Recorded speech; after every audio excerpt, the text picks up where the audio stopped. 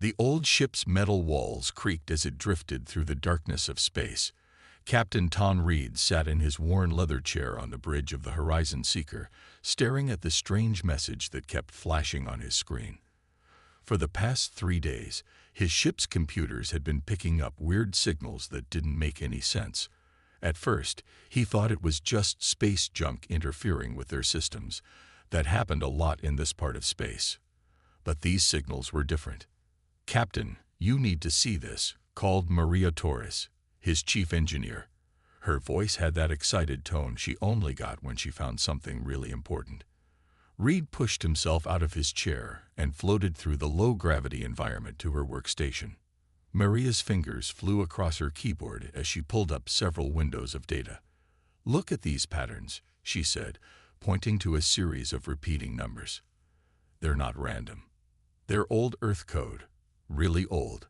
I'm talking pre-space age old." Reed leaned closer, his gray eyes narrowing as he studied the screen. In all his years of deep space salvage, he'd never seen anything like this. "Can you decode it?" "Already working on it," Maria said, brushing her dark hair away from her face. "But that's not even the weird part. These signals, they're coming from somewhere ahead of us. Way ahead of us. Like beyond the mapped systems ahead of us." The bridge fell quiet except for the constant hum of the ship's engines. Reed felt a familiar tingle in his spine, the same feeling he got right before finding something valuable. In the salvage business, instincts like that often meant the difference between striking it rich and going home empty-handed. "How long until you can crack it?" he asked. Maria shrugged. "Give me a few hours. Whatever this is, someone went to a lot of trouble to hide it." Reed nodded and pushed off back to his chair. He looked around his bridge. Small but efficient, just like his 5-person crew. The Horizon Seeker wasn't pretty, but she was good at her job. They made their living finding and selling space junk, old tech, and anything else of value they could get their hands on. It wasn't glamorous, but it paid the bills. The next few hours passed slowly. Reed tried to focus on their current job, salvaging parts from an abandoned mining operation, but his mind kept drifting back to the strange signal. In 2457, most people thought they'd found everything there was to find in this part of space. The human colonies had spread out across dozens of star systems, sharing the space with 3 other alien civilizations they'd met along the way. It wasn't always peaceful, but they made it work. "Got it." Maria's excited shout broke through his thoughts. Reed wasn't the only one who came running. The rest of the crew dropped what they were doing and gathered around her station. "Their coordinates," Maria explained, her eyes bright with excitement. "But that's not all. There's a message with them. Well, you should probably read it yourself." Reed leaned forward as Maria pulled up the decoded text on her screen. The message was simple, but it made his heart beat faster. "To those who find this, the Guardian waits. Humanity's shield sleeps until needed. Follow these coordinates only if you're ready for the truth." "The Guardian?" Bob, their security officer, asked. "Isn't that just an old story? Something they made up to make kids feel safer during the First War?" Reed had heard the stories too. Everyone had. The legend said that during humanity's first interstellar war, Earth's best scientists and engineers had built something in secret, a defensive system so powerful it could protect all of human space, but no one had ever found any proof it existed. After the war ended, the story became just another space tale, something salvagers talked about during long trips between jobs. "These coordinates are real, though," Maria said. "They point to a specific location in unexplored space, about 2 weeks' travel from here." Reed stood quiet for a moment, thinking. They had a job to finish here, and their fuel tanks were only half full. Following unknown coordinates into unexplored space was exactly the kind of thing that got salvage crews killed. But if there was even a small chance the Guardian was real, "What do you think, Captain?" James, their pilot, asked. Reed could see the same excitement in his eyes that he felt in his own chest. Before Reed could answer, The ship's warning system started blaring. Red lights flashed across the bridge as their radar picked up multiple ships dropping out of faster-than-light travel nearby. 3 ships, Bob reported, checking his security screens. Big ones, moving fast. He paused, his face going pale. "Captain, they're Dominion ships." Everyone on the bridge tensed. The Stellar Dominion was the newest alien civilization humans had met, and they weren't friendly. They saw humans as weak, primitive, barely worth noticing except as targets. They hadn't started a war yet, but everyone knew it was just a matter of time. "They're scanning us," Maria reported, her fingers dancing across her keyboard. "I'm trying to hide the signal data, but..." Too late, Bob cut in. "They're heading straight for us." Reed made his decision. "James, plot a course for those coordinates. Maria, send everything you decoded to my private server, then wipe your system. Bob, get our weapons online. Not that they'll do much good against Dominion ships, but maybe we can slow them down." "You want to run?" Bob asked, though he was already powering up their defensive systems. "We want to lead them away from here," Reed corrected him. "If the Guardian is real, if there's even a chance, we can't let the Dominion find it first."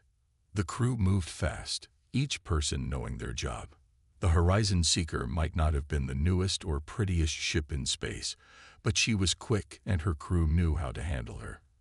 Within minutes, they were accelerating away from the salvage zone, their engines pushed to maximum power.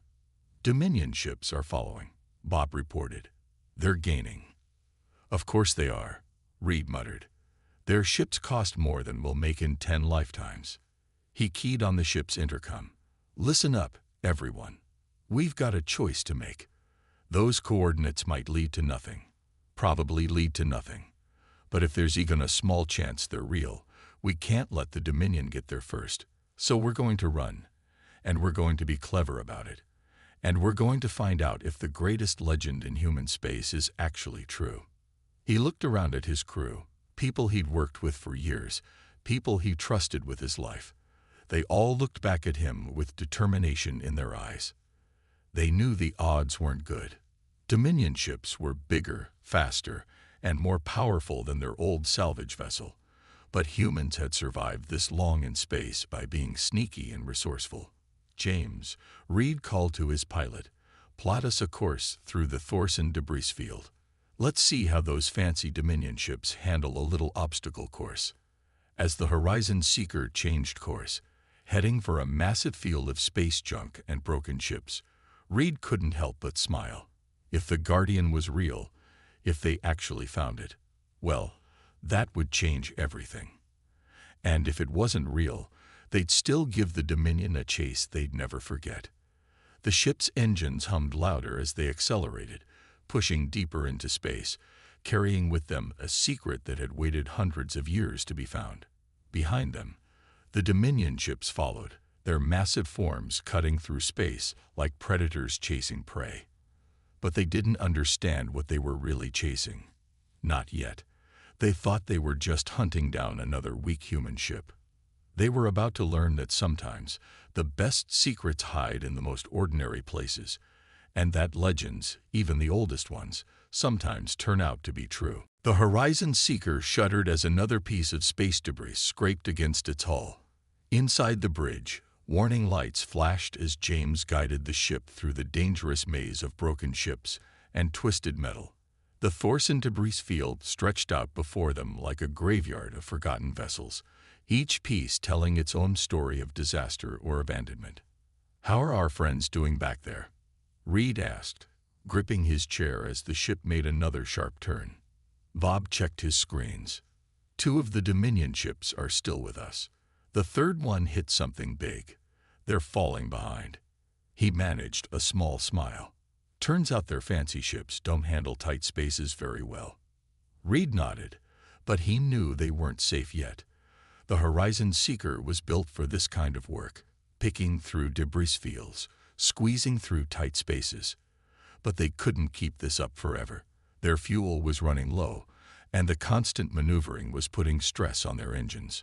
Maria's voice came through the ship's comm system. "Captain, I need you in the engine room.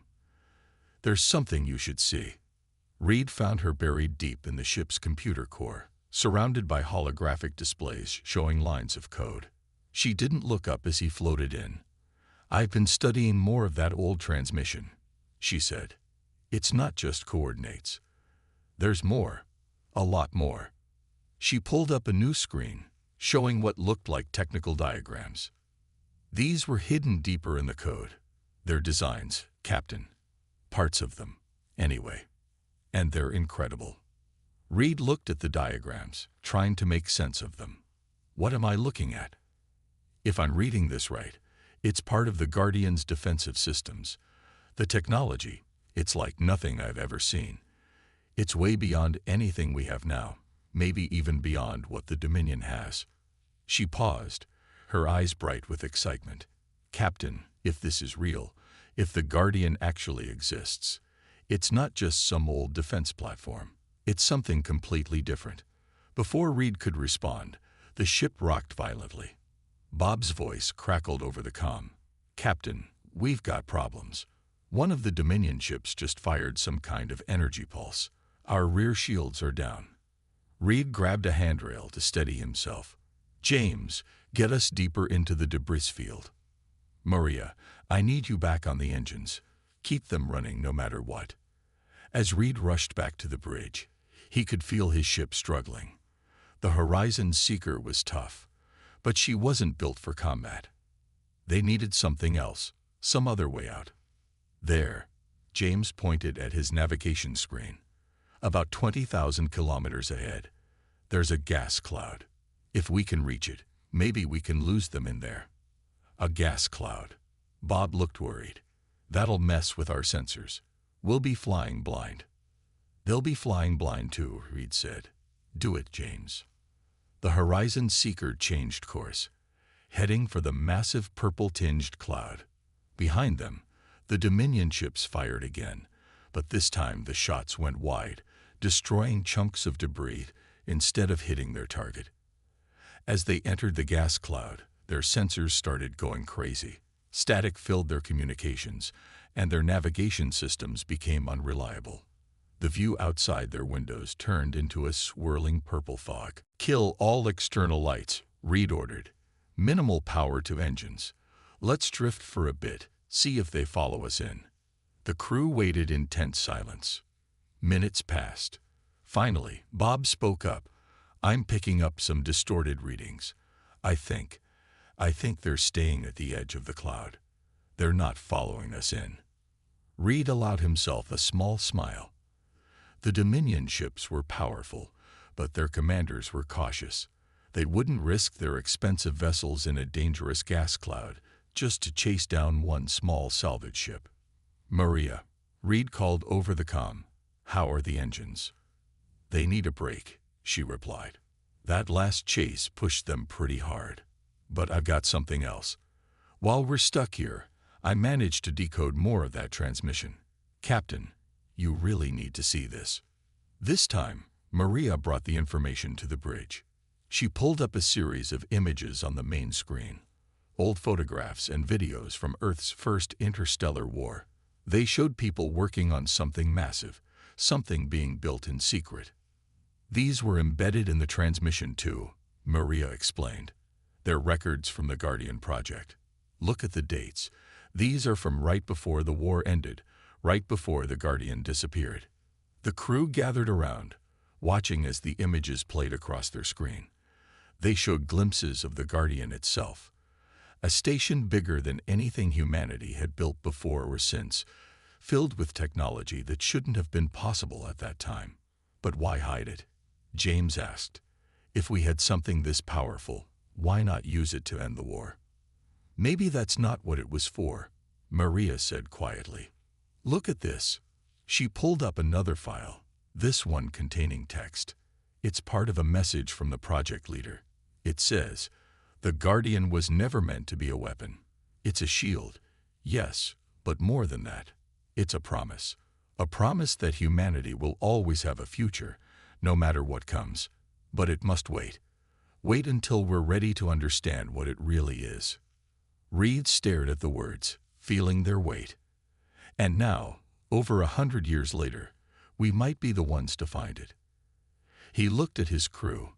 If we survive long enough to reach those coordinates. The ship's sensors beeped, drawing their attention. The Dominion ships are moving away, Bob reported. I think they're giving up the chase. For now, anyway. Good, Reed said. James, take us deeper into the cloud, nice and slow. We'll wait here for a while, make sure they're really gone. Then we'll make our run for those coordinates. He turned to Maria. In the meantime, see what else you can pull from that transmission. I want to know everything we can about what we're heading into. As the Horizon Seeker drifted through the purple haze, its crew worked in silence, each lost in their own thoughts. They had survived the chase, but they all knew this was just the beginning. The Dominion would be looking for them now, and they had a long journey ahead through unexplored space. But they also had something else. Hope. Hope that the legends were true, that the Guardian was real. And if it was, if they could find it, well, maybe those old project leaders were right. Maybe now was finally the time for humanity to understand what their ancestors had built, hidden away in the darkness of space, waiting for the right moment to change everything. 2 weeks of careful travel through unexplored space had taken their toll on the Horizon Seeker and her crew. The ship's engines grumbled more than usual, and their food supplies were running low. But none of that mattered now, because there it was, right in front of them, exactly where the coordinates said it would be. That's impossible, Bob whispered, staring at the massive structure floating in the darkness of space. It's bigger than a space station. The Guardian hung silent against the backdrop of stars, its dark metal surface absorbing nearly all light. It was shaped like a giant wheel with spokes running to a central hub, but parts of it seemed to shift and change even as they watched, as if it couldn't quite decide on its final form. No wonder they had to hide it, James said from his pilot's seat. Something this big, everyone would have wanted it. Reed studied the readings on his screen. No power signatures, no signs of active systems. If there's anything still working in there, it's running on minimal power. He turned to Maria. Can you get any more detailed scans? Maria shook her head. There's some kind of interference, like it's blocking our scans, even though it looks powered down. She paused, checking another reading. But I am picking up an open docking port. We could go inside. Reed considered their options. They had found the Guardian, but now what? The massive structure looked dead, and they had no idea how to wake it up, or if they even should. But they had come too far to turn back now.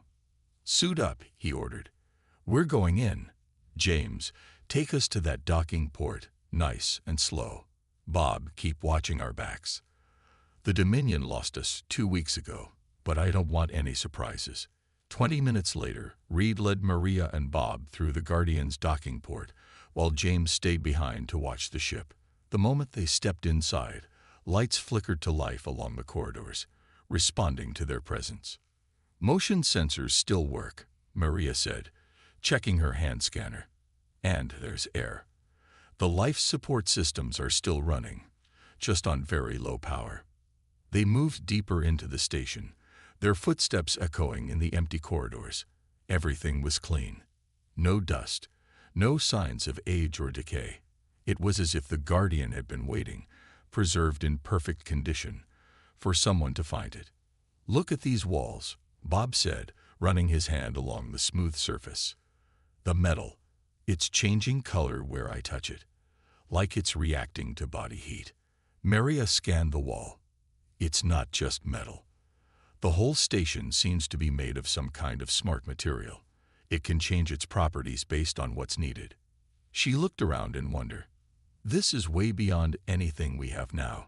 This shouldn't have been possible 100 years ago. They found their way to what looked like a control room. As they entered, more lights came on, and holographic displays sprang to life around them. Maria immediately went to work on the nearest console. The system's waking up, she reported. but slowly, like it's being careful. There's something else too. I'm picking up a massive power source at the center of the station. It's just starting to activate. That's when they heard it. A deep humming sound that seemed to come from everywhere at once. The walls around them shifted, patterns of light running through the metal like circuits coming to life. "Welcome, humans," a voice said, filling the room. It wasn't exactly male or female, but it was calm and clear. "I am Sentinel, the Guardian's control system. You have found us sooner than expected." Reed stepped forward. "You've been waiting for us." Waiting, watching, learning. Holographic images appeared around them, showing scenes from human history. Their spread across the stars, their encounters with alien races, their struggles and achievements. We needed to be sure humanity was ready. Before Reed could ask what they needed to be ready for, Bob's voice cut through the conversation. "Captain, we've got incoming. Multiple Dominion ships just dropped out of faster-than-light travel." The holographic displays change, showing the space around the station. 6 Dominion warships were approaching, their weapons already powering up. "They must have followed our trail," Maria said. "Maybe picked up our engine signature." Reed's mind raced. They had found the Guardian, but it was still waking up. They had no weapons, no defenses, and nowhere to run. "Sentinel," he said quickly, "the Dominion ships, they're hostile. They'll try to take the station." "Yes," Sentinel replied calmly. "This is an expected scenario. The Dominion's arrival presents an opportunity to demonstrate why the Guardian was created." The humming sound grew louder, and the metal walls around them seemed to pulse with energy. "Demonstration?" Reed asked. "The Guardian is not a weapon," Sentinel explained as more systems came online around them. "It is an adaptive defense system, designed to protect without destroying. Watch and understand why your ancestors chose to hide us until now." The Dominion ships were closing fast, their weapons charging. The first ship fired, sending a powerful energy beam straight at the Guardian. But before the beam could hit, the space around the station seemed to bend and twist. The energy weapon dispersed harmlessly, its power absorbed into nothing. "Impossible," Bob exclaimed, watching the sensor readings. "They hit us with enough firepower to crack a planet, and it just disappeared." "Not disappeared," Sentinel corrected. "Transformed. The Guardian does not simply defend. It learns, adapts, and evolves. Every attack makes it stronger, adds to its understanding." The station hummed with power now, its walls flowing like liquid metal. "Observe." The Dominion ships fired again, this time all at once. But their weapons had no more effect than before. Instead, the energy from their attacks seemed to flow through the Guardian's structure, making it glow with borrowed power. "Let us show them a better way," Sentinel said. The space around the Dominion ships suddenly lit up with thousands of tiny points of light. Their weapons went dead, their engines stopped, and their ships hummed motionless in space. "What did you do to them?" Reed asked, watching in amazement. "Taught them the futility of their attack," Sentinel replied. "Their weapons and engines will restart shortly. But now they understand. They cannot harm us, and we choose not to harm them. This is the Guardian's true purpose, not to destroy, but to protect. Not to win wars, but to prevent them." As they watched, the Dominion ship systems came back online. For a moment, they hung in space, as if considering another attack. Then, one by one, they turned and disappeared back into faster-than-light travel. "They're running," Bob said, disbelief in his voice. "No," Sentinel corrected. "They are learning. And now, humans, it is time for you to learn as well. Your ancestors built us not just as a shield, but as a gift to their descendants. The Guardian is more than a station. It is the key to understanding technologies your people have only dreamed of, technologies that could change everything." Reed looked around at the living metal walls, the impossible defenses, the power to turn aside planet-killing weapons without firing a shot. "Why now?" he asked. Why show yourself to us? Because you were curious enough to look, Sentinel replied. Brave enough to come this far, and wise enough to understand that the greatest power lies not in the ability to destroy, but in the choice not to. Now shall we begin your education? Reed looked at his crew, saw the same wonder and excitement in their eyes that he felt. They had found more than just an old legend. They had found humanity's next great step forward, and it had been waiting for them all along, hidden in the darkness of space, ready to change everything. The news of the Guardian's discovery spread across human space faster than any faster-than-light ship could travel. Within days, the once quiet region of unexplored space had become the center of attention for every species in known space. Ships from all three human-allied alien civilizations arrived to witness the legend that had suddenly become real. Inside the Guardian, Reed and his crew watched as Sentinel showed them wonders they had never imagined possible. The control room had become their classroom, and the lessons were beyond anything they could have expected. Your ancestors understood something important, Sentinel explained as it showed them a holographic display of the station's inner workings. The best technology doesn't just solve problems, it prevents them from happening in the first place. Maria stood transfixed as she watched the station's smart metal reshape itself, forming new structures and then dissolving them back into its base form. It's like it's alive, she said. The whole station is one big living machine. Close, Sentinel replied, but not quite correct. The Guardian is not alive in the way you understand life. We are evolving, constantly changing, learning, adapting. Every new experience adds to what we are. Bob, who had been quiet for a while, suddenly spoke up. They're back. Everyone turned to look at the sensor displays. A massive fleet of Dominion ships had just appeared at the edge of the system.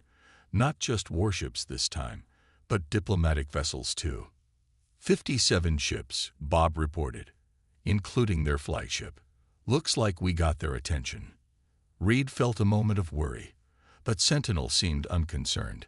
They have come to learn, it said, as have others. Look, more ships were appearing. Vessels from the three alien races that had allied with humanity. The space around the Guardian was becoming crowded with ships from 5 different species, all drawn by the station's power and mystery. We're receiving transmission requests from all of them, James reported from the Horizon Seeker, which was still docked with the station. Everyone wants to talk. Reed looked at Sentinel's holographic interface. What do we do? We're just salvage crew. We're not diplomats. You are more than that now, Sentinel replied. You are the ones who found us, who proved worthy of awakening us. It is fitting that you help guide what comes next. The station hummed with power as it added, let us welcome them all. The Guardian's docking bays opened, offering space for ships from each species to dock. As the diplomatic parties came aboard, the station's corridors shifted and changed, creating meeting spaces that perfectly suited each species' needs. The first to arrive were the Dominion representatives. Their leader, Admiral Thresh, was a tall, imposing figure who carried himself with rigid pride. But there was uncertainty in his eyes as he looked around at the living metal walls. Your technology, he said to Reed, trying to maintain his usual superior tone but failing. It should not be possible. It's not our technology, Reed replied. It belongs to humanity's past, and now, maybe, to everyone's future. Sentinel's voice filled the room. The Guardian was built by humans, yes, but its purpose extends to all species. Watch. The walls around them transformed, becoming a vast display of stars and planets. In the center, holographic representations of ships from all 5 species appeared. Each of you, Sentinel explained, has developed technology in your own way. The Dominion focused on weapons and defenses. Others chose different paths. But all of you have been limited by working alone. The holograms began to merge and change. Together, combining your knowledge with what the Guardian can teach, you could achieve so much more. The display showed impossible things, ships that could heal themselves like living things, energy shields that could protect entire solar systems, ways to travel between stars that made their fastest ships look slow. "This is why we waited," Sentinel continued. "Not just for humanity to be ready, but for all of you to be ready. To understand that the greatest achievements come not from conquest, but from cooperation." The other diplomatic parties arrived. The peaceful Varian scientists, the practical Ming traders, the curious Altair explorers. Each brought their own questions, their own fears, their own hopes. Maria worked with the alien engineers, showing them what she had learned about the Guardian systems. Bob talked with their security teams, explaining how the station's defenses worked without destroying. James helped coordinate the growing fleet of ships around the station, making sure everyone had safe space to maneuver. And Reed found himself in the middle of it all, working with Sentinel to help everyone understand what the Guardian truly was. Not a weapon to be feared or fought over, but a teacher offering knowledge that could change everything. "Your ship survived quite a chase to find us," Sentinel said to Reed during a quiet moment. "Did you ever wonder why those coordinates were hidden in such an old transmission? Why they were found exactly when they were?" Reed had wondered about that. "You planned it. You sent out those coordinates. We have been watching, waiting for the right moment. When we saw your ship, small but resourceful, running from a superior force but choosing cleverness over violence, we knew the time had come. But why us? We're nothing special." "That is where you are wrong," Sentinel replied. "You are exactly what your ancestors hoped humanity would become. Curious enough to look for ancient mysteries, brave enough to face powerful enemies, wise enough to understand that power is not just about strength." The Guardian continued to share its secrets over the next few days. Each revelation led to new questions, new possibilities. The Dominion's admiral gradually lost his arrogant attitude, especially after Sentinel showed how their weapons technology could be modified to protect planets from natural disasters instead of destroying them. The station's smart metal began to appear in small amounts on the ships docked with it, upgrading their systems in ways their builders had never imagined possible. The Horizon Seeker, Reed's old salvage ship, was among the first to receive these improvements. "Consider it a reward," Sentinel told them, "for being the ones to wake us up." As Reed watched his ship's hull slowly transform, becoming stronger and more alive than simple metal had any right to be, he thought about how much had changed in just a few days. They had started out as simple salvage crew chasing a legend. Now they were at the center of what might be the biggest change in human history since the discovery of faster-than-light travel. "Sentinel," he asked, "what happens now?" The Guardian's eye was quiet for a moment before responding. Now we begin the real work. Teaching, learning, growing. Together." The station's walls pulsed with soft light as it added, "Your ancestors built us to protect humanity's future, but they understood something that the Dominion, and many others, had forgotten. The best way to protect the future is to make it better for everyone." 6 months had passed since the Horizon Seeker first discovered the Guardian, and the changes across known space had been greater than anyone could have imagined. Reed stood at the viewing window of his ship, watching as another fleet of vessels gathered around the massive station. But these weren't warships or diplomatic vessels. They were research ships, carrying scientists and engineers from all 5 species, coming together to learn and share knowledge. The Horizon Seeker itself had changed. Its hull now shimmered with the same smart metal as the Guardian, and its systems had been upgraded far beyond their original capabilities. But Reed had kept the old ship's name, and much of its appearance, a reminder of where they had started. "Captain," James called from his pilot's station, "the new students are ready for today's lesson." Reed smiled at that. They weren't just a salvage crew anymore. They had become teachers, helping others understand the Guardian's gifts. Their experience as the first to encounter the station made them uniquely qualified to help others adapt to its incredible technologies. Inside the Guardian, Maria was already working with a mixed group of human and alien engineers. They gathered around a holographic display, showing the station's smart metal technology, watching in amazement as she demonstrated how it could be programmed to serve different purposes. "The key is understanding that it's not just about making things," she explained. "It's about making things that can change and grow as needed." She pressed her hand against a nearby wall, and the metal rippled in response, forming complex patterns that reflected her thoughts. In another section of the station, Bob was working with security teams from various worlds, including several Dominion officers who had once chased them across space. They were learning about the Guardian's defensive systems, not to copy them, but to understand the principles behind them. "Defense doesn't have to mean destruction," Bob told them, repeating what Sentinel had taught him. "Sometimes the best way to stop an attack is to make it pointless." Sentinel's presence filled the station as always, but it had changed too. Interaction with so many different species had caused it to evolve in new ways, developing better understanding of organic life and its complexities. "Your civilizations are learning faster than expected," it told Reed during one of their regular conversations. "The integration of Guardian technology has already prevented 3 potential conflicts and saved 2 colonies from natural disasters." Reed nodded. The changes had been dramatic but largely peaceful. The Dominion, once so eager for war, had found new purpose in helping develop protective systems for vulnerable worlds. The other species had each found their own ways to use the Guardian's teachings, always sharing their discoveries with the others. "There's something I've been wondering," Reed said to Sentinel. "That first chase, when the Dominion ships were after us. You could have stopped them right then, couldn't you? Why let us run all that way?" "Because the journey was important," Sentinel replied. "You needed to prove yourselves, not just to us, but to yourselves. And others needed to see that even a small salvage ship could achieve great things through determination and wisdom." A notification popped up on Reed's display. Another ship was approaching, this one from Earth itself. The new Human Council wanted to see the Guardian firsthand, to understand the gift their ancestors had left them.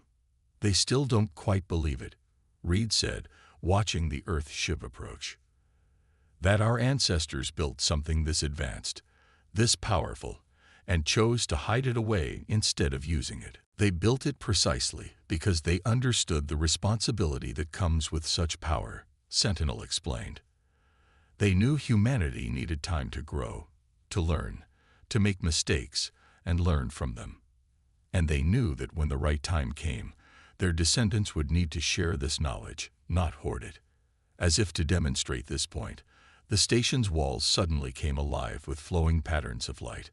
In the main assembly area, representatives from all 5 species watched in wonder as the Guardian displayed new discoveries, ways to clean polluted worlds, to harvest energy from dying stars, to heal diseases that had plagued their peoples for generations. "Every discovery is shared," Sentinel continued. "Every advance benefits all. This is what your ancestors hoped for, not a weapon to win wars, but a tool to make them unnecessary." The Earth ship docked, and Reed went to meet the council members. As they stepped onto the station for the first time, their faces showed the same awe he had felt 6 months ago. The Guardian's living metal welcomed them, adjusting its environment to make them comfortable. "It's even more incredible than the report suggested," one council member said, watching the walls shift and flow around them. "This is just the beginning," Reed told them. "Every day we learn something new. Every day the Guardian shows us more of what's possible." He led them to the main control room, where Sentinel waited to greet Earth's leaders. As they walked, Reed thought about how much had changed. The Horizon Seeker had gone from hunting space junk to helping shape the future of 5 civilizations. His crew had become teachers and diplomats, helping others understand technologies that seemed like magic. And the Guardian itself had become exactly what its builders had hoped, not just a protector, but a guide to a better future. "Your ancestors left you more than just technology," Sentinel told the council members as they gathered in the control room. "They left you hope. Hope that different species could work together. Hope that knowledge could prevent conflict. Hope that the future could be better than the past." The station hummed with power as it displayed its latest gift. Plans for ships that could explore further than any had gone before, powered by technology that all 5 species had helped develop. "This is why we waited," Sentinel said.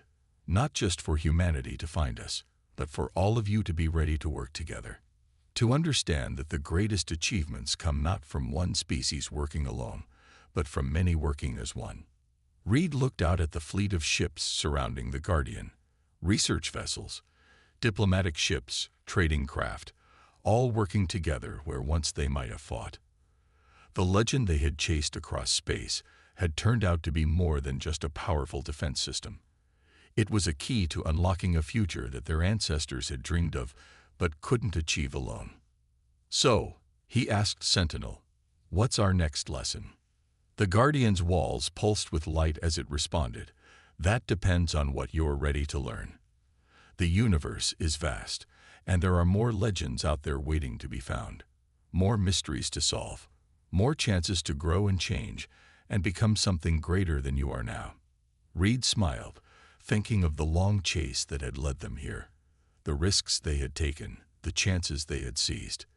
They had found more than just an ancient legend. They had found a new beginning. And somewhere out in the darkness between the stars, he knew, other legends were waiting to be discovered by those brave enough to chase them, and wise enough to understand them. The Guardian would be there to help them find those legends, to unlock new mysteries, to keep pushing the boundaries of what was possible. Because that was what it had been built for, not just to protect humanity's future, but to help create it. One discovery, one lesson, one shared moment of wonder at a time. The deep silence of space was broken by the soft beeping of sensors aboard the patrol ship Stargazer. Commander James Reed looked up from his data pad, his tired eyes scanning the bridge crew's faces. They had been out here for 3 weeks, searching the border of human space for any signs of Empire activity.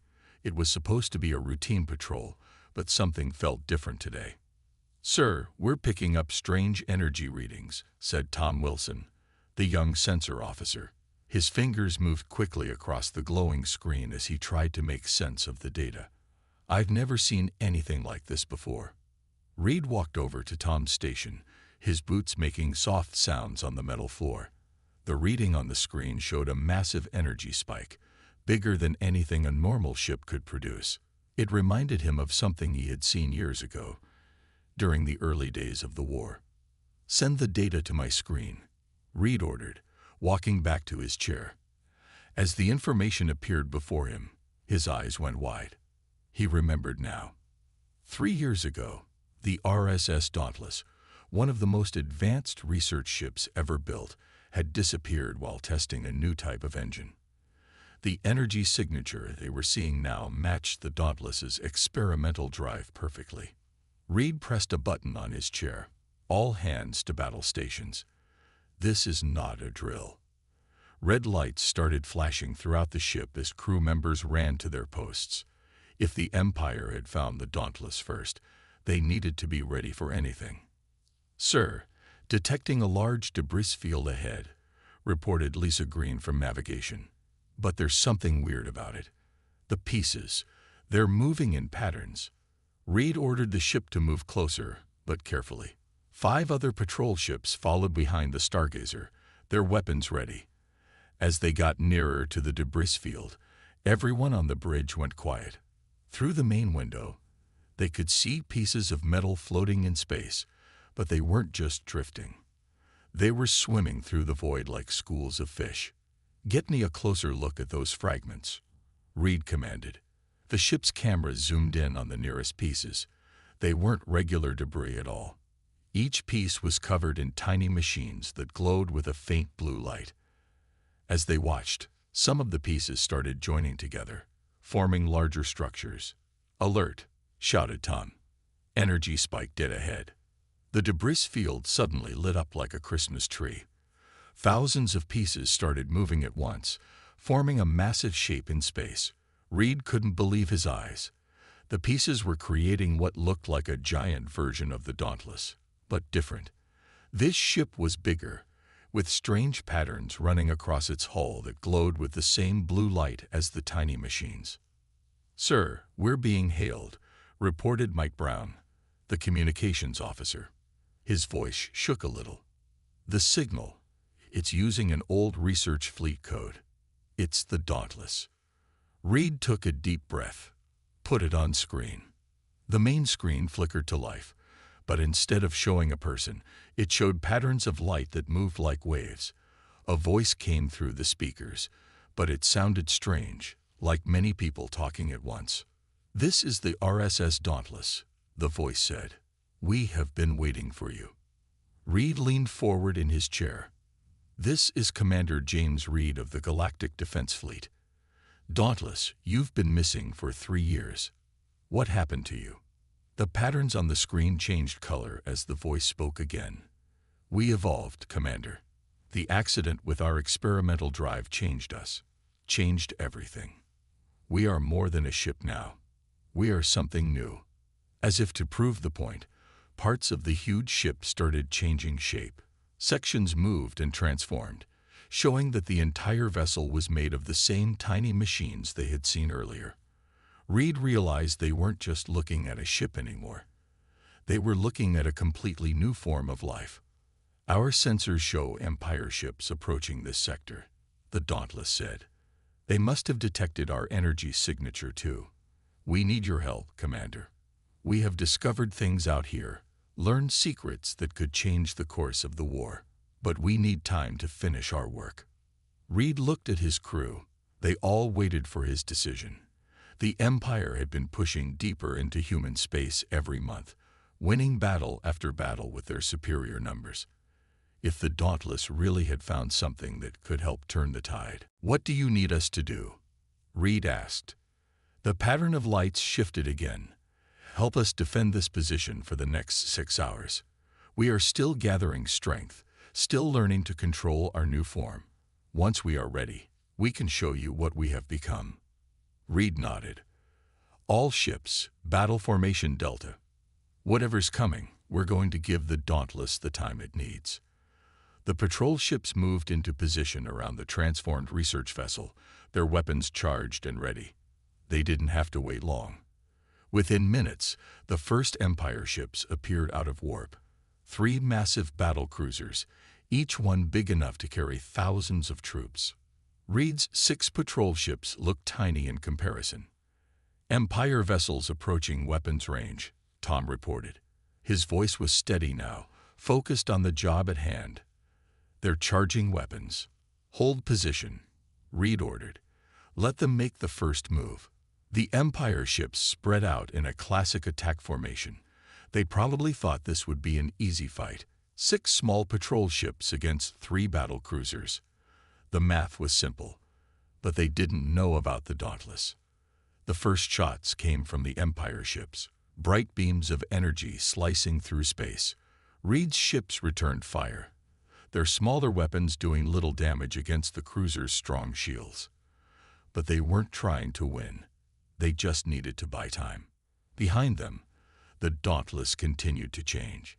Its surface rippled like water as more and more pieces joined its structure. The blue glow grew brighter, and strange new weapons began to form along its hull. "Commander," the many-voiced being that was now the Dauntless called, "you should move your ships back. We are ready to show you what we have learned."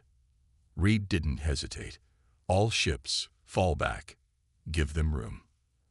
As the patrol ships moved away, the Dauntless began to move. But it didn't move like a normal ship.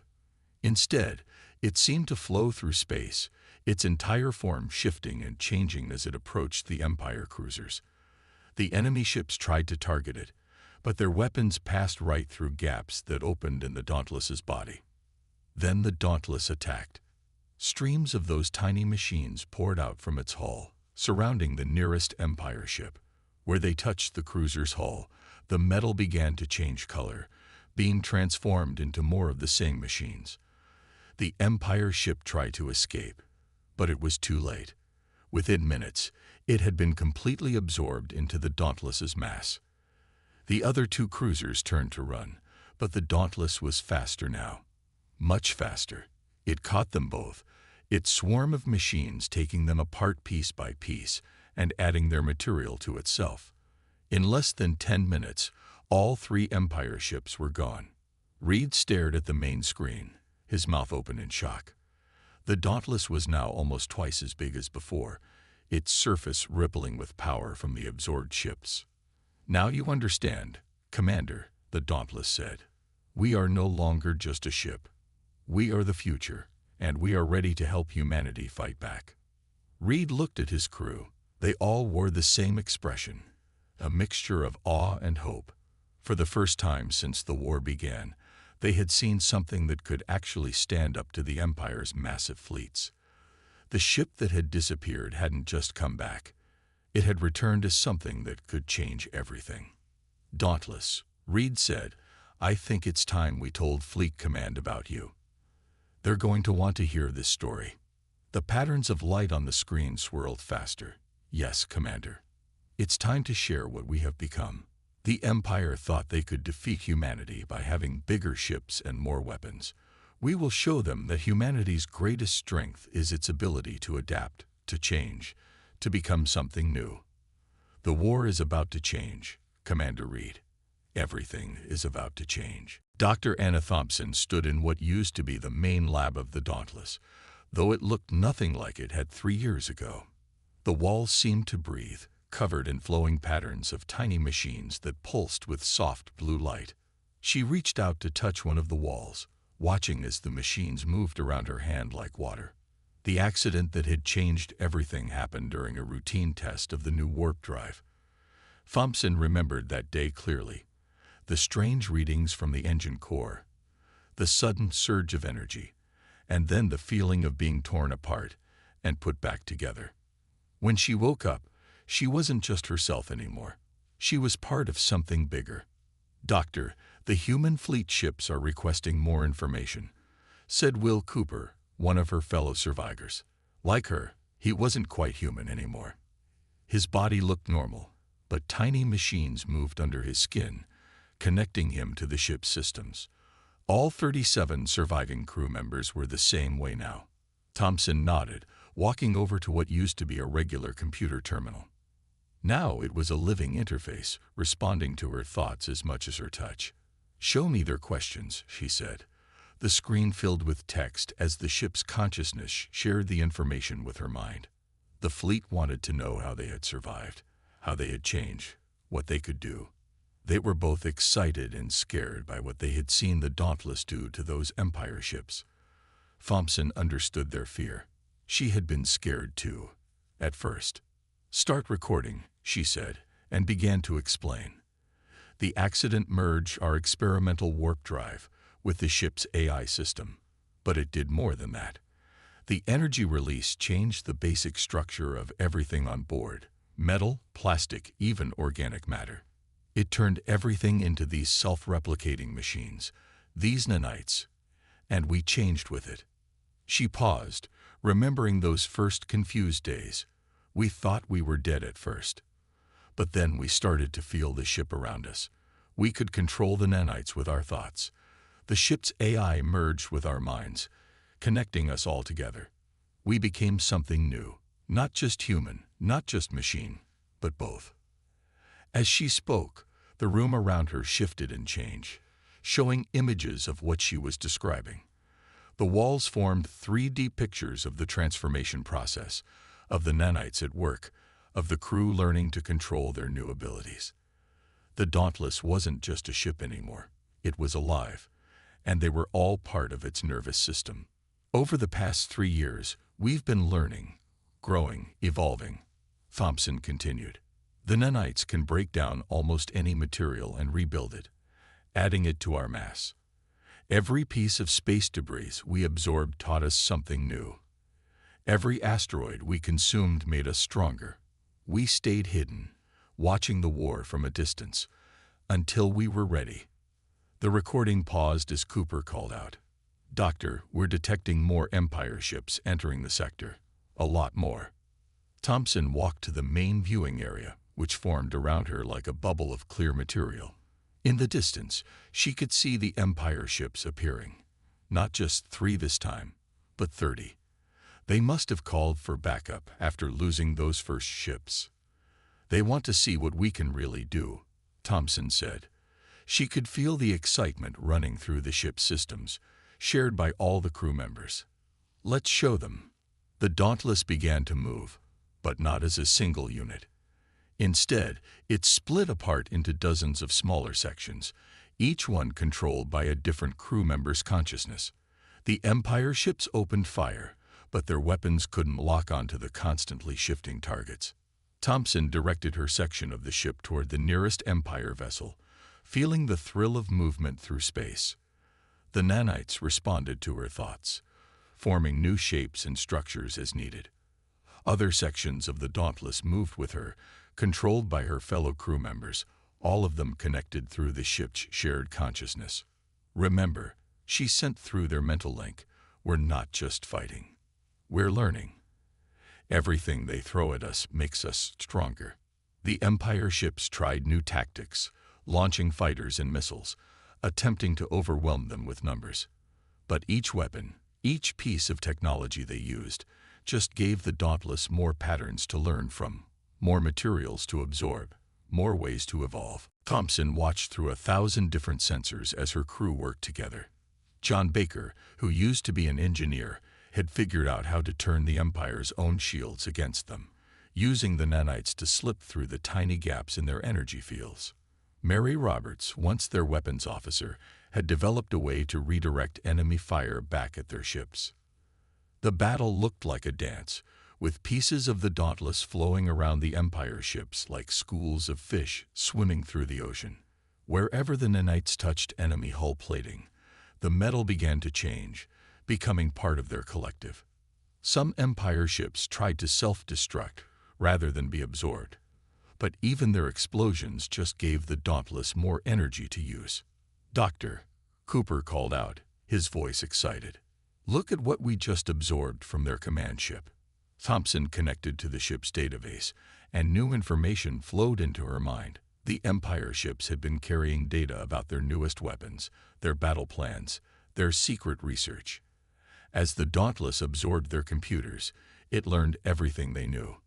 "They're trying to build their own version of us," Thompson said, scanning through the stolen data.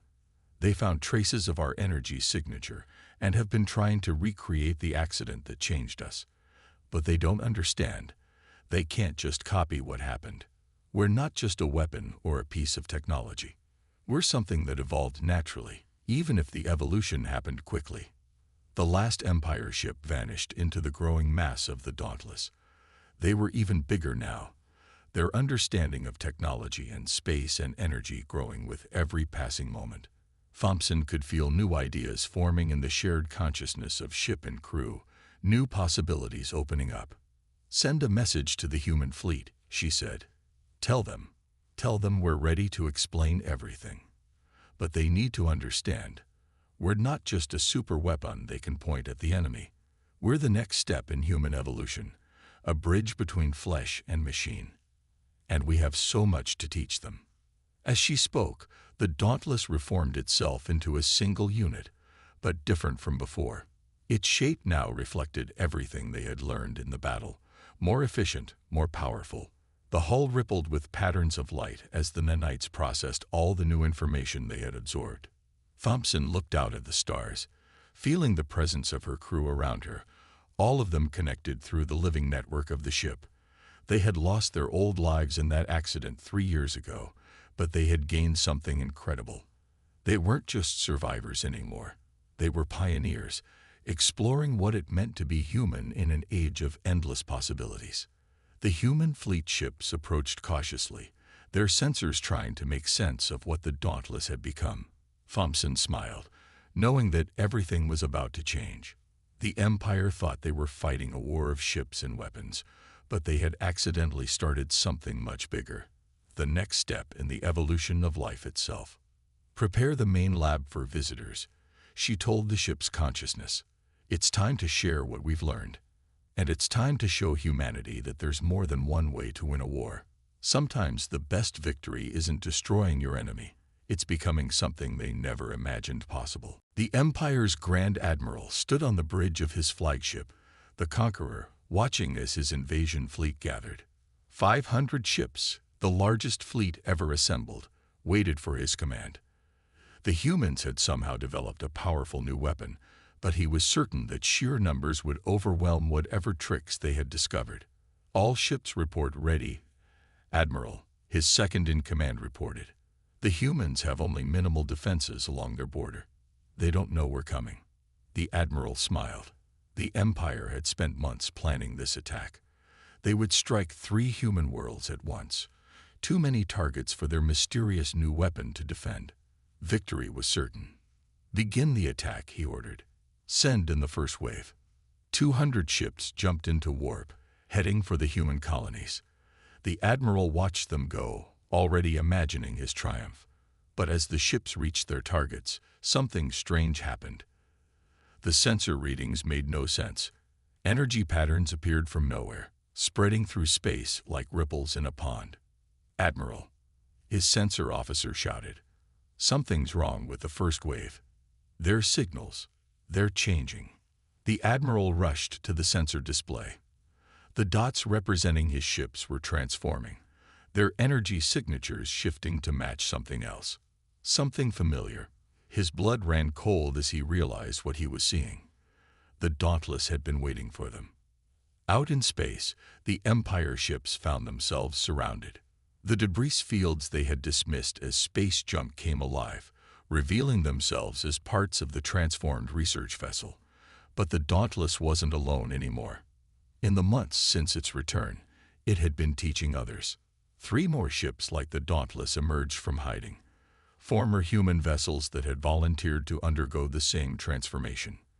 Their crews had merged with their ships, becoming new hybrid life forms.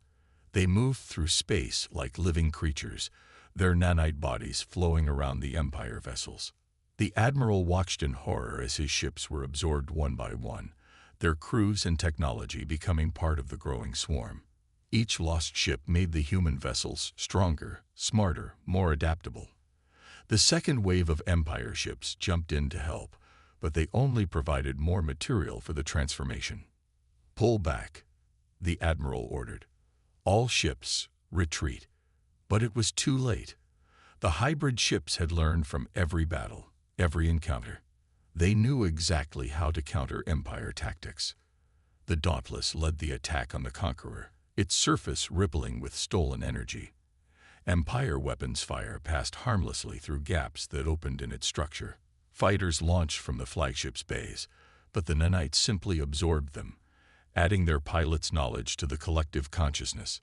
Inside the Dauntless, the crew worked as one mind. They had learned to split their attention between thousands of tasks, each person controlling millions of nanites while staying connected to the whole. As they approached the flagship, they could sense the fear of the Empire crews, their desperation as they realized their weapons were useless. Your weapons can't hurt us, the Dauntless broadcast on all frequencies, its message a blend of many voices speaking as one. Your shields can't stop us. Everything you throw at us only makes us stronger. But you don't have to fight. You don't have to die. You can join us. Some Empire crews chose to surrender, fascinated by what the humans had become. Others fought to the end, their ships torn apart and rebuilt into new forms. The Admiral watched his mighty fleet disappear piece by piece, transformed into something beyond his understanding. How? He demanded, pounding his fist on the command console. How did they do this? How did they create such power? The answer came as the nanites began seeping through the flagship's hull, turning metal and plastic into flowing rivers of tiny machines. The Dauntless's consciousness touched the minds of the Empire crew, showing them the truth. We didn't create this power, the many voices explained. We discovered it. The accident that changed us wasn't a weapon design. It was evolution taking the new path. We are what happens when humanity stops trying to build bigger guns and starts learning to change itself. The Admiral felt the nanites touching his skin, offering him a choice. He could join them, become part of something greater, or he could die with his ship. Around him, crew members made their own choices. Some embraced the change, their bodies dissolving into the nanite swarm. Others fought, but their resistance was futile. In orbit around the human colonies, the battle was already over. The Empire's massive invasion fleet had been completely absorbed, its technology and knowledge added to the growing power of the hybrid ships. But the Dauntless and its companions weren't interested in just winning battles. "Look at what we can build," they told the surrendered Empire crews, using their combined technology to create new structures in space. Space stations formed from clouds of nanites, able to repair and upgrade themselves. Defensive systems that could think and adapt. Power sources that drew energy from the fabric of space itself. The Admiral watched in amazement as his flagship was transformed around him. The rigid metal walls became flowing surfaces of light and energy. His crew, those who had accepted the change, began to understand their new existence. They weren't just defeated enemies anymore. They were becoming part of a new form of life. "Your Empire thought the only way to grow stronger was to conquer others," the Dauntless explained. "But true strength comes from adaptation, from evolution, from learning to become something new. This isn't the end of your civilization. It's the beginning of something greater." As news of the failed invasion spread, more Empire ships arrived, not to fight, but to learn. The hybrid ships shared their knowledge freely, teaching others how to make the transformation. What had started as an accident aboard one research vessel was becoming a revolution that would change both civilizations forever. The Admiral, his pride finally broken, asked the question that burned in his mind. "What will happen to us now? What will we become?" The answer came not in words, but in visions shared through the nanite network. He saw futures where human and Empire technology merged into new forms, where the boundary between living and machine became meaningless, where consciousness could flow between stars like light. "We will become what we choose to become," the Dauntless told him. The war between our peoples was about controlling territory, resources, technology. But we found something better than control. We found transformation. Every battle makes us smarter. Every encounter teaches us something new, and every person who joins us brings new ideas and possibilities. The last pieces of the Conqueror dissolved into the nanite swarm, its energy and materials rebuilt into new forms. The Admiral felt his own consciousness expanding, connecting to the vast network of minds that now flowed through space. He understood at last, the Empire hadn't lost a war today. Instead, both humanity and the Empire had won something far greater: the power to evolve beyond their limitations. In the space where a battle fleet had once gathered, something new now grew. Not weapons, not ships, but the seeds of a civilization that would reshape the galaxy. The Dauntless led the way, but it was only the beginning. The real revolution was just starting, and it would change everything. General Robert Wilson paced back and forth in the main conference room of Earth Defense Command. The walls were covered with screens showing the spread of the Dauntless effect across space. More and more ships were choosing to transform, both human and Empire vessels. The war was ending, but not in any way anyone had expected.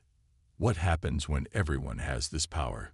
he asked the hologram floating above the conference table. The image showed Dr. Thompson's face, though it wasn't quite human anymore. Patterns of light moved across her skin, showing her connection to the nanite network. "That's what we're trying to figure out," Thompson replied. Her voice echoed slightly, as if many people were speaking just slightly out of sync. "We've discovered something that could unite both our civilizations, but it could also tear them apart if we're not careful." The general stopped pacing and leaned on the table. "The Empire is asking for peace talks. They say they want to discuss cooperation in studying this transformation process. Can we trust them?" Thompson's image flickered as she considered the question. The Dauntless had absorbed enough Empire ships and crew to understand how their leaders thought. "They're scared," she said finally. "Not just of us, but of falling behind. They see their crews choosing to join us, and they know they can't stop it. They want to control the process, guide it." "And what do you want?" Wilson asked. He had known Thompson for years before the accident that changed her. She had been brilliant but cautious, always worried about the effects of new technology. Now she was that new technology, and he couldn't read her like he used to. The hologram shifted, showing not just Thompson but the entire transformed crew of the Dauntless. They stood together, their bodies glowing with internal light, connected by streams of flowing nanites. "We want to understand what we've become," they said together. "We're not just weapons. We're not just ships. We're something new, and we need time to learn what that means." Outside the conference room windows, Earth hung like a blue jewel in space. Defense platforms orbited the planet, some of them already showing signs of transformation as their crews volunteered to join the evolution. The change wasn't forced. That was one rule Thompson and her crew had insisted on. Each person had to choose to become part of the network. "The politicians are worried," Wilson said, turning back to the hologram. "Some of them think we should try to contain this, limit who can transform and when. Others want to speed it up, turn our whole fleet into copies of the Dauntless right away. Everyone wants to control it." The hologram showed scenes from recent events: Empire ships surrendering, crews choosing transformation, new hybrid vessels taking shape in space. "Control is an illusion," Thompson's voice said softly. "We're not creating a weapon or a tool. We're watching the next step in evolution. You can't control evolution. You can only learn to work with it." Wilson watched as one of the defense platforms outside began to change, its surface flowing like liquid metal as its crew joined the network. "What about the people who don't want to change? What happens to them?" "They live their lives as they choose," Thompson replied. "We're not here to force anyone. But they need to understand. The galaxy is changing. The old ways of thinking about ships and crews, about weapons and wars, about life itself, those ways are becoming outdated." A junior officer rushed into the conference room, holding a datapad. "Sir, we're getting reports from the outer colonies. Empire diplomatic ships are arriving, but they're not like anything we've seen before. They're growing their own docking ports to match our stations." Wilson looked at Thompson's hologram. "Your influence." The image smiled. "We shared some ideas with them. They're learning that adaptation is better than conquest. Their diplomats are coming with open minds, ready to discuss a future neither of us could have imagined a few months ago." The general sat down heavily in his chair. The war room that had directed humanity's defense for so long was starting to feel like a relic of the past. "So what do we do now? How do we handle this transition?" Thompson's hologram walked around the table, leaving trails of light in the air. "We learn. We explore. We figure out what it means to be human when the line between biology and technology, between individual and collective, becomes fluid. The Empire's diplomats aren't coming to negotiate boundaries anymore. They're coming to discuss possibilities." More reports started flowing in from across human space. Ships were changing, stations were evolving, and with each transformation, the network of minds grew stronger and smarter. But it wasn't just about power anymore. Each new consciousness that joined brought new ideas, new perspectives, new ways of seeing the universe. "There are risks," Thompson admitted. "We're changing what it means to be human, to be alive. Some will resist. Some will try to use this power for their own ends. That's why we need time, need understanding.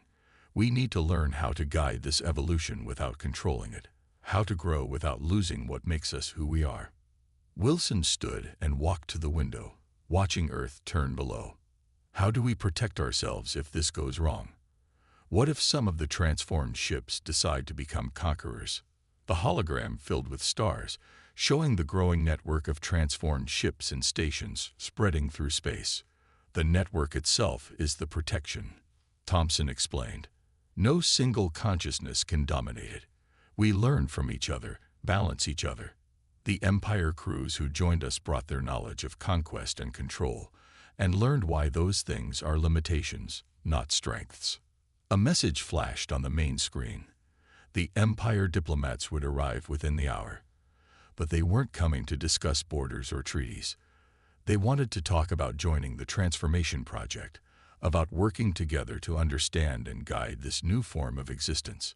"It's time to choose," Thompson said, her hologram returning to a single figure. "Not just as individuals, but as civilizations. Do we embrace this change, learn to work with it, or do we try to fight it, to control it, to limit it? Because one thing is certain, we can't go back. The universe has shown us a new path, and we have to decide how to walk it." Wilson looked at the reports flowing in from across space, at the Empire ships approaching with new ideas instead of weapons, at the defense platforms outside slowly transforming into something new and wonderful. He thought about all the lives lost in the war, all the battles fought over things that suddenly seemed small and unimportant. "Maybe," he said slowly, "the choice isn't between controlling it or fighting it. Maybe the choice is learning to trust. Trust in evolution, in adaptation, in the idea that becoming something new doesn't mean losing who we are." Thompson's hologram smiled, and for a moment she looked almost human again. "That's exactly what we've been trying to learn out here among the stars. We're not just ships anymore, not just crews, not just weapons or tools. We're the next step in the story of life itself. And the story is just beginning." 10 years had passed since the Dauntless first reappeared in human space. The galaxy had changed in ways that no one could have predicted. Where there were once military borders and contested zones, now there were flowing rivers of nanite ships, carrying knowledge and consciousness between the stars. The space station Freedom Point hung in orbit around a neutral world, its surface constantly shifting and changing as it adapted to the needs of its visitors. Both human and Empire ships docked there, some still in their original forms, others transformed into hybrid vessels that seemed to swim through space like silverfish. Inside the station's main gathering space, Dr. Thompson walked among the crowds. Her body still looked mostly human, though patterns of light still flowed beneath her skin. She had chosen to keep this form to help others understand the transformation, to show them that changing didn't mean losing yourself. "The latest survey results are in," said Michael Chen, one of her original crew members. Like her, he had maintained a mostly human appearance. About 30% of both human and Empire populations have chosen to join the network in some way. The rest are watching, waiting, learning. Thompson nodded, watching the mixture of people around them. Some were fully transformed, their bodies made entirely of flowing nanites. Others wore simple neural interfaces that let them connect to the network while keeping their original forms. And many remained completely unchanged, choosing to interact with the new civilization in traditional ways. "They're finding their own balance," she said. "That's what we hoped for. Not everyone transforming at once, but each person and each community choosing their own path, their own speed of change." The station's walls shifted, creating a new meeting space as a group of Empire scientists arrived. They had come to share their latest research on combining traditional Empire technology with the nanite systems. Their ships weren't fully transformed, but they had learned to grow and adapt in their own unique ways. "Remember when they wanted to turn this into a weapon?" Chen asked, smiling at the memory.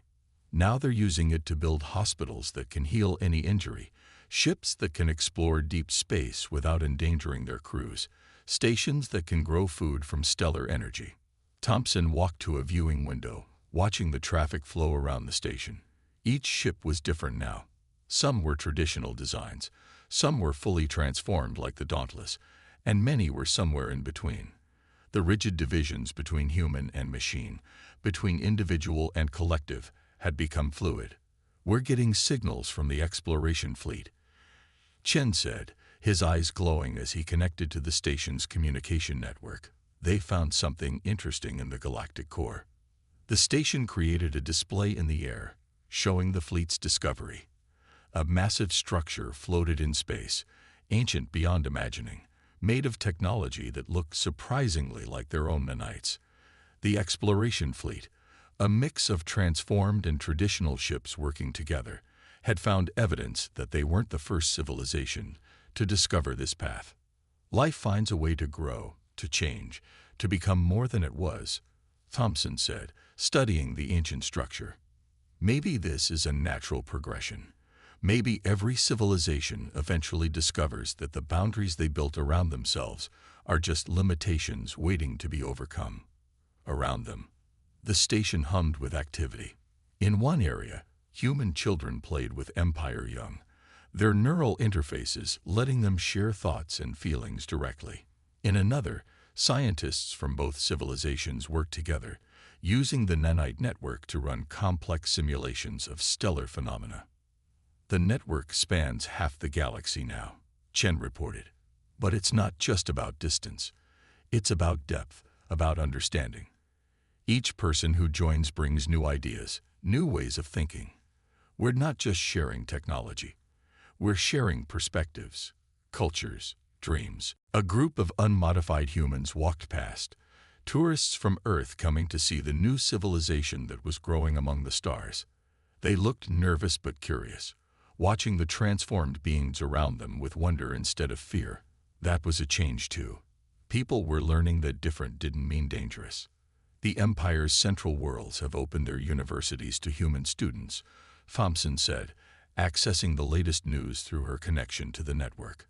And Earth's governments are welcoming Empire families who want to study our history, our art, our ways of thinking. We're not just changing physically, we're growing together as peoples.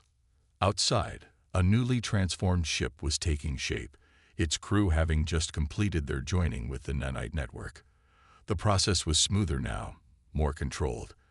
They understood how to help people adapt, how to preserve what made them unique while connecting them to something larger. There's a message from the deep space probes, Chen said suddenly. They've detected signals from other galaxies, similar patterns to our technology. We might not be alone in discovering this path. Thompson smiled, remembering how it all started. A simple accident during a weapons test that had opened the door to something far greater. Send a response, she said. Let them know they're not alone either. The universe is full of life looking for ways to grow, to connect, to become more than it is. The station's walls shifted again, creating a huge observatory dome. The gathered crowds, both transformed and traditional, watched as the stars wheeled overhead. Among them were the children of transformed parents, born with the ability to connect to the network naturally. They were the next step, a generation that would never know the old divisions between flesh and machine, between self and other. The Dauntless is returning, Chen announced. The original ship, now vastly changed from its first transformation, emerged from deep space. It had been exploring the edges of known space, learning and growing. Its surface rippled with new patterns, new technologies discovered in the dark between stars. What did you find out there? Thompson asked through the network. The answer came not in words, but in images, emotions, ideas. The ship had discovered wonders beyond imagination. But more importantly, it had found new ways of thinking about existence itself.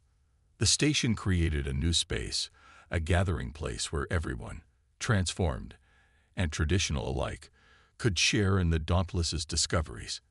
As the ship shared its experiences, Thompson looked around at what they had built. Not an empire, not a weapon, but a new way of living. We made the right choice, she said to Chen. When we decided not to use this as just a weapon, when we chose to share it, to let it grow naturally. We're not just surviving anymore. We're becoming something wonderful. Above them, the station's surface rippled like waves on an ocean. Ships came and went, each one carrying the story of transformation to new worlds. The children played, the scientists worked, and the boundaries between different forms of life grew ever more fluid. What do you think we'll become? Chen asked, watching a group of newly transformed beings learning to control their nanite bodies. Thompson looked out at the stars, feeling the vast network of minds stretching across space. Something new, she said. Something that remembers what it means to be human, or empire, or anything else, but isn't limited by those memories. We'll become what we choose to become, all of us together. The Dauntless pulsed with light, sharing one last discovery from deep space. It had found traces of even more advanced civilizations, signs that the path they were walking led to even greater transformations. The future stretched out before them, full of possibilities they were only beginning to understand. The evolution never stops, Thompson said, smiling as she watched the next generation play among the stars. We just learn to guide it, to grow with it, to become part of something larger than ourselves. And that's the greatest discovery of all.